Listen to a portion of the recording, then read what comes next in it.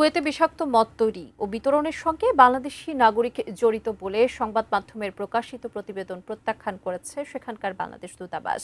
সম্প্রতি কুয়েতে ভেজাল মদ পান করে 23 জনের মৃত্যুর ঘটনায় 67 জনকে গ্রেপ্তার করে দেশটির আইনশৃঙ্খলা বাহিনী। এই ঘটনায় স্থানীয়ভাবে মদ তৈরি ও বিক্রির সঙ্গে যুক্ত একটি চক্রের প্রধান হিসেবে এক বাংলাদেশি নাগরিকের বিরুদ্ধে প্রতিবেদন প্রকাশ করে বিভিন্ন সংবাদ মাধ্যম।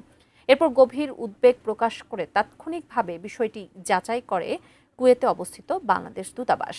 পরে কুয়েতি কর্তৃপক্ষ নিশ্চিত করে যে এই ঘটনায় গ্রেফতার হওয়া 67 জনের মধ্যে কেউই বাংলাদেশি নন, এমনকি মদ্যপানে মৃত বা অসুস্থদের মধ্যেও কোনো বাংলাদেশি নেই।